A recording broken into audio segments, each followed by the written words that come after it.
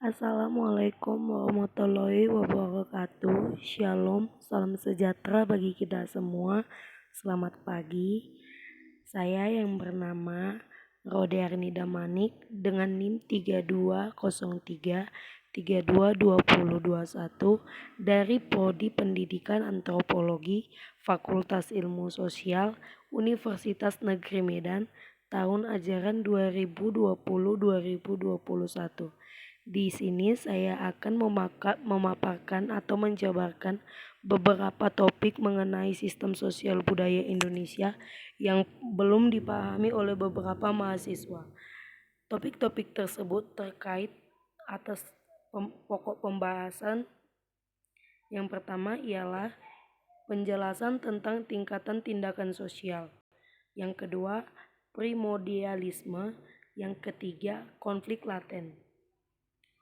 Yang pertama saya akan membahas atau menjabarkan penjelasan tentang tingkatan tindakan sosial. Yang pertama adalah pengertian tindakan sosial.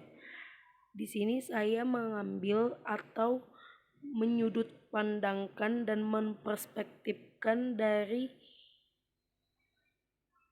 beberapa ahli sosiologi, yaitu salah satunya Max Weber. Menurut Max Weber, pengertian tindakan sosial itu adalah suatu tindakan individu sepanjang tindakan itu mempunyai makna atau arti subjektif bagi dirinya dan diarahkan kepada tindakan orang lain. Terdapat dalam buku Ritzer pada tahun 1975. Suatu tindakan individu yang diarahkan kepada benda mati tidak masuk ke dalam tindakan sosial. Suatu tindakan akan dikatakan sebagai tindakan sosial ketika tindakan sosial dapat berupa tindakan yang bersifat membatin atau bersifat subjektif, yang mungkin terjadi karena pengaruh positif dari situasi tertentu. Bahkan terkadang tindakan dapat berulang kembali dengan sengaja sebagai akibat dari pengaruh situasi yang serupa atau berupa persetujuan secara pasif dalam situasi tertentu. Hal ini terdapat dalam Turner tahun 2000. Pengertian dari tindakan sosial. Yang kedua ialah ciri-ciri tindakan sosial. Ada 5 pokok tindakan sosial menurut Max Weber, yaitu sebagai berikut. Yang pertama, jika tindakan manusia itu menurut aktornya mengandung makna subjektif dan hal ini bisa meliputi berbagai tindakan nyata. Yang kedua, tindakan nyata itu bisa bersifat membatin sepenuhnya. Yang ketiga, tindakan itu bisa berasal dari akibat pengaruh positif atau suatu situasi, tindakan yang sengaja diulang, atau tindakan dalam bentuk persetujuan secara diam-diam dari pihak manapun. Yang keempat ialah tindakan itu diarahkan kepada seseorang atau kepada beberapa individu.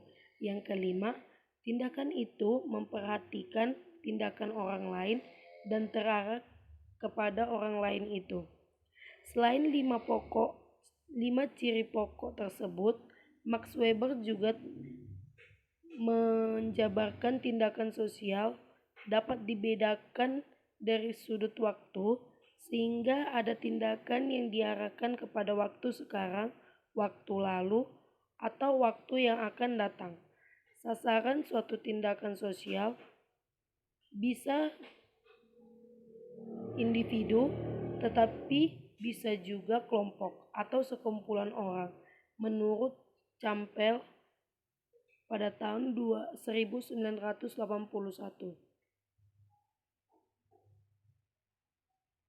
Yang ketiga ialah tipe-tipe tindakan sosial. Tipe tindakan sosial menurut Max Weber membedakan tindakan sosial manusia ke dalam 4 tipe, yaitu tindakan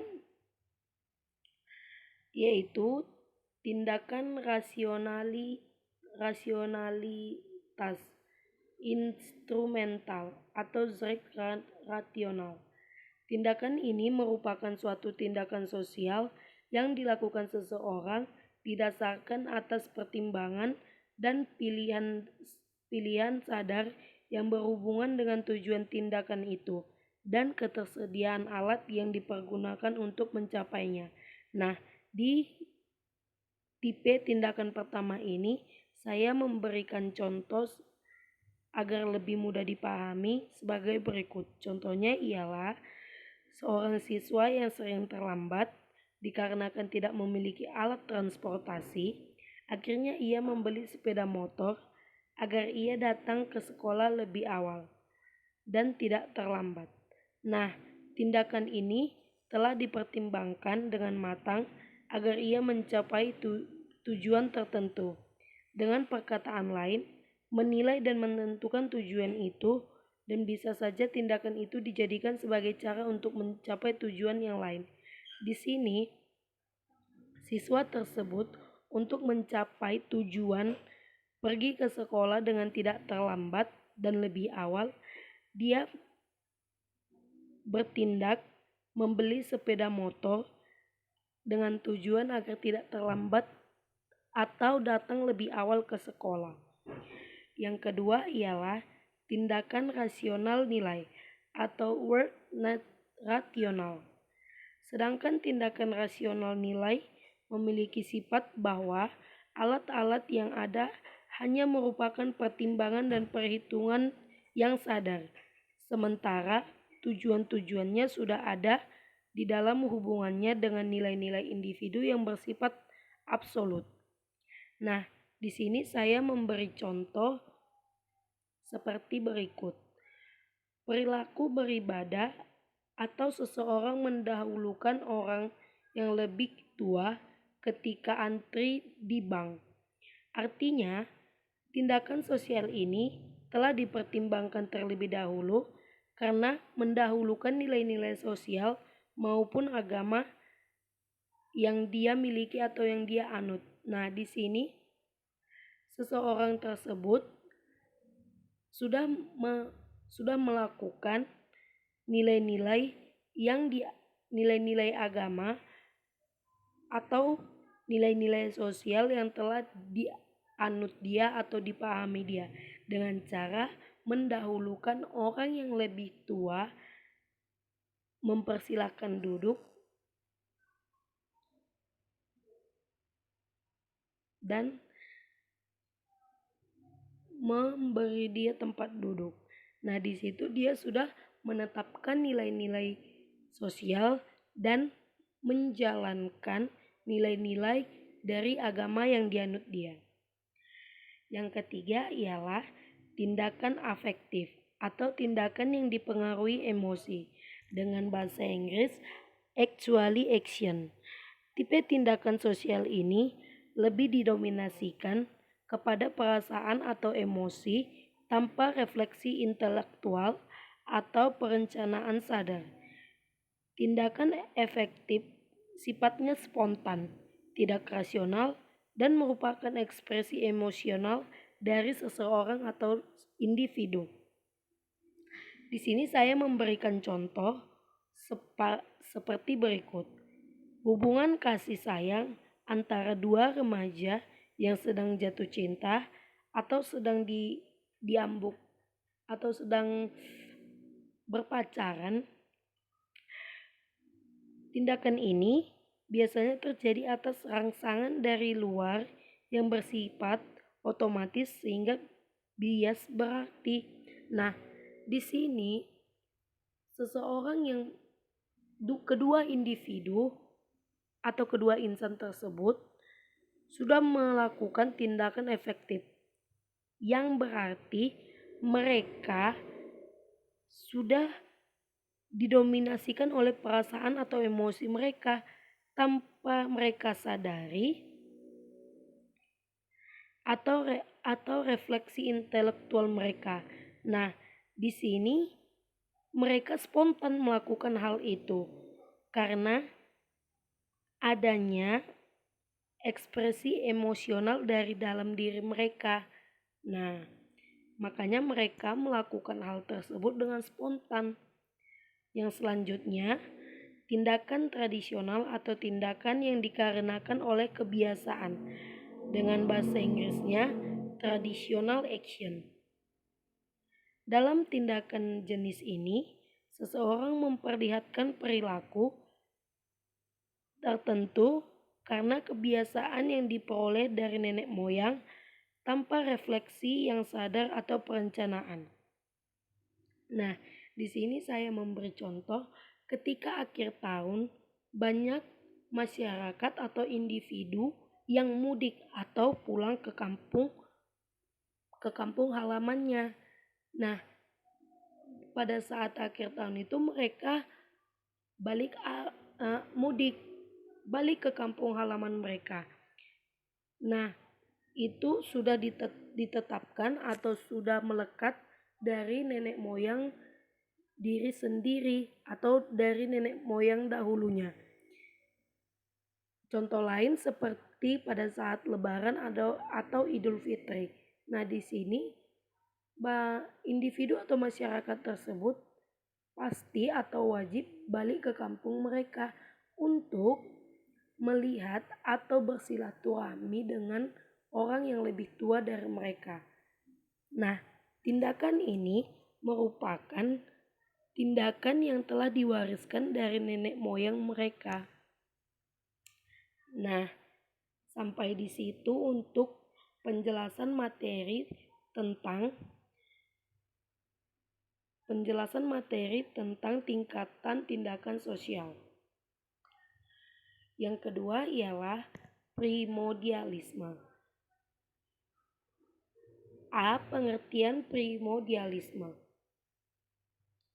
Pengertian primordialisme pada hakikatnya, istilah primordialisme asal katanya dari bahasa Latin yaitu primus yang berarti pertama, serta ordiri yang berarti tenunan atau ikatan.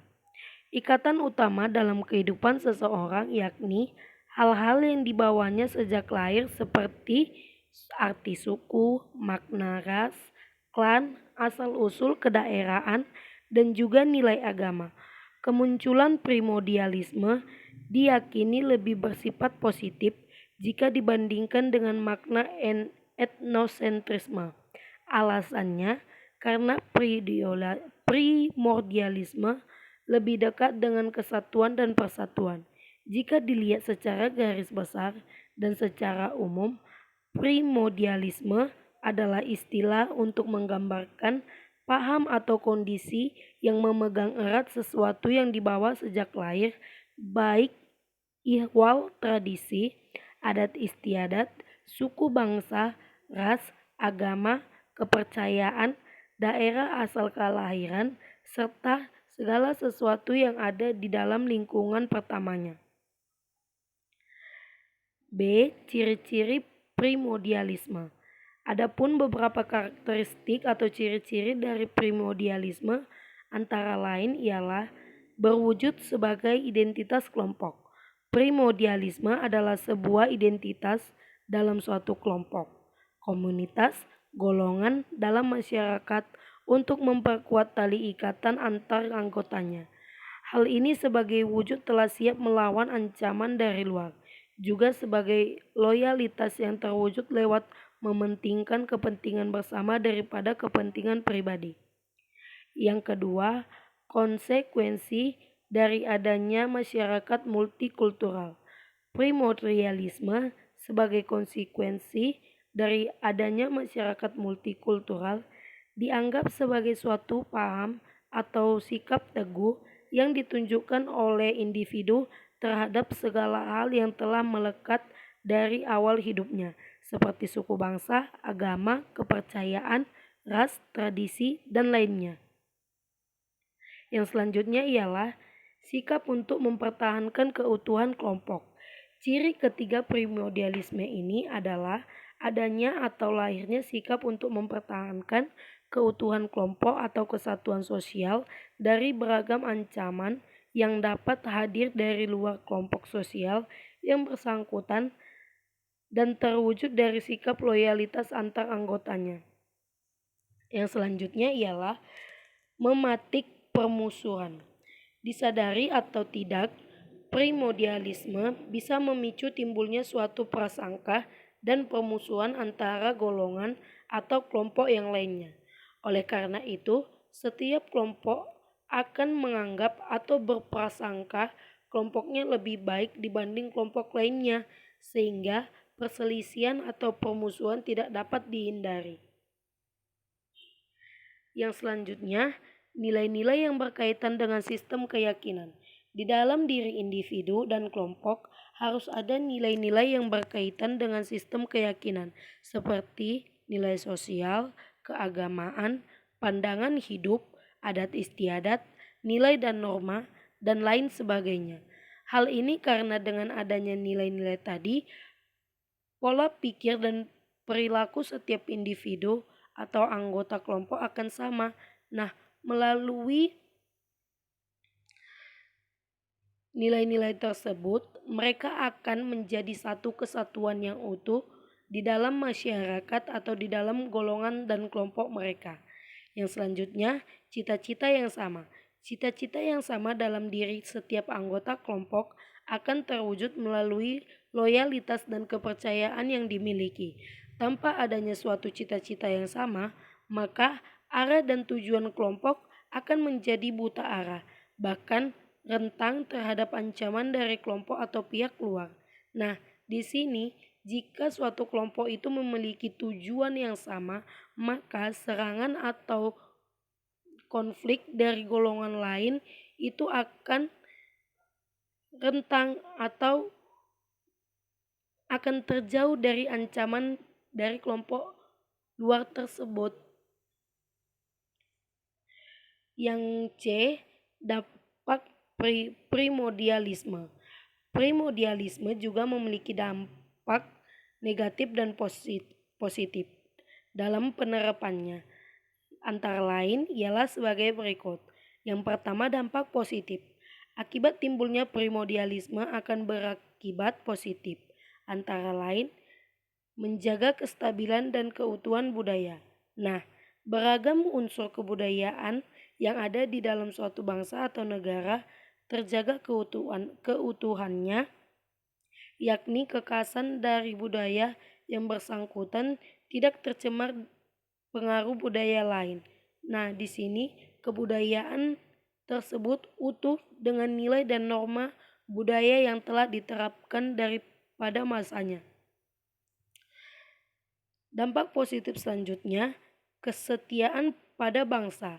Lewat perilaku yang bangga dengan sifat budaya kelompoknya, mampu melahirkan sikap setia pada bangsanya yang dipicu cinta pada budayanya sendiri, sehingga tidak menimbulkan disintegrasi bangsa.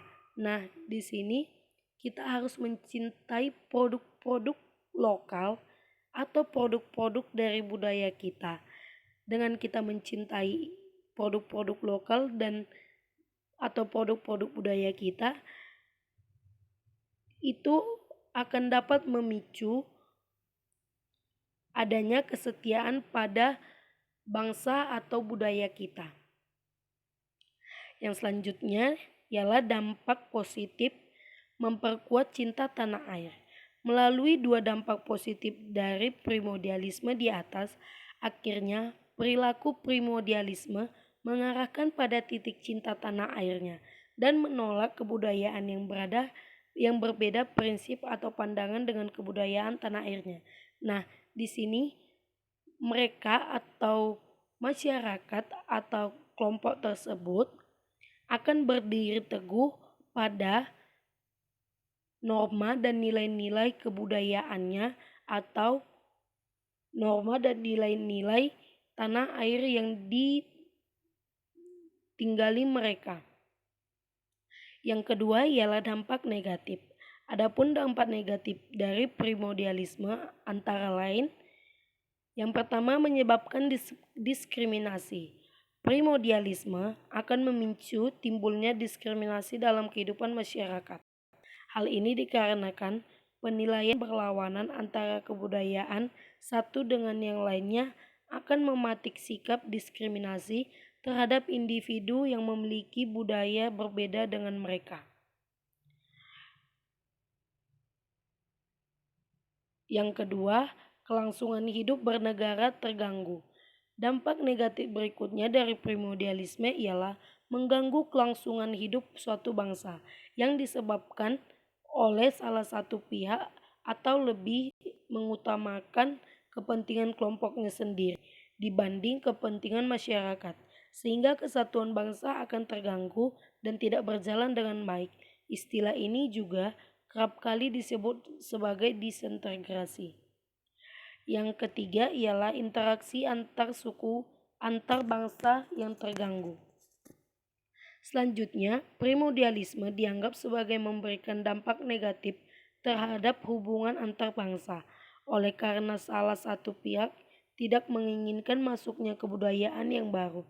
Dengan kata lain, tidak mempunyai keinginan untuk menjalani kebudayaan atau tidak menjalani kerjasama dengan pihak lain, sehingga cenderung untuk menyelesaikan atau mengurus permasalahannya sendiri sesuai dengan keinginan kelompok tersebut. Nah, di sini dia tidak ingin menyebar luas atau tidak ingin memodernisasikan atau melakukan perubahan pada kebudayaannya.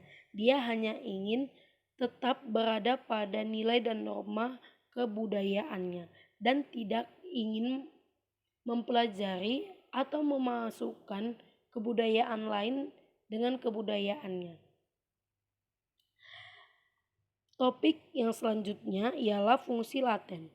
Fungsi laten merupakan fungsi lembaga sosial yang tidak disadari dan bukan menjadi tujuan utama banyak orang.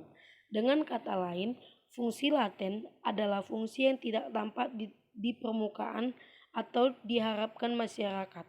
Tetapi fungsi laten tersebut ada dan nyata. Contohnya saya berikan di sini dalam lembaga keluarga. Dalam lembaga keluarga, perkawinan dijadikan sarana untuk menutup rasa malu dari anggapan yang mengatakan bahwa orang tidak menikah berarti tidak laku. Nah, di sini berarti menyatakan bahwa perkawinan tersebut merupakan sarana menutup rasa malu dari anggapan yang mengatakan bahwa menikah tidak berarti laku. Nah, pernikahan atau perkawinan tersebut dapat dijadikan sebagai contoh nyata. Nah, tidak menikah berarti tidak laku itu dapat diartikan sebagai yang tidak tampak di permukaan dan tidak diharapkan oleh masyarakat. Nah, tidak menikah bukan berarti tidak laku. Seseorang memiliki prinsip pada hidupnya, tidak menikah bukan berarti tidak laku.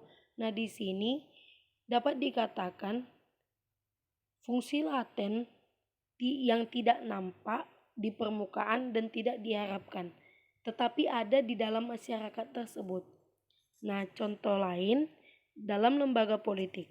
Dalam lembaga politik, pemilu dijadikan sarana mendapatkan kekuasaan semata karena dengan kekuasaan seseorang dapat menumpuk kekayaan sebanyak-banyaknya.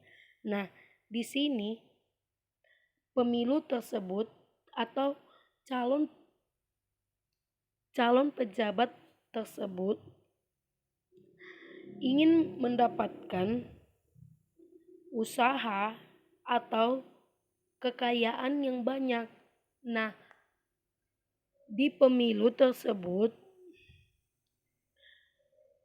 dijadikan sarana untuk mendapatkan hal tersebut, yaitu kekayaan yang sebanyak-banyaknya. Dengan dia mencalonkan dirinya dan mengikuti pemilu atau mengikuti syarat-syarat pemilu, dengan cara tersebut dia menganggap bahwa jika sudah menang dia bakalan kaya dan tidak memiliki masalah atau lain sebagainya. Nah, justru jika dia menjabat sebagai suatu anggota pemilu, maka permasalahan akan menumpuk. Memang kekayaan juga akan menumpuk sebanyak-banyaknya, tetapi di samping itu dia juga memiliki konflik dalam dirinya sendiri. Baiklah, sampai di situ penjelasan atau penjabaran dari beberapa teori dari mata kuliah Sistem Sosial Budaya Indonesia. Jika ada tutur kata yang salah, saya mohon maaf dan dan Anda memakluminya. Akhir kata, saya ucapkan terima kasih. Selamat pagi.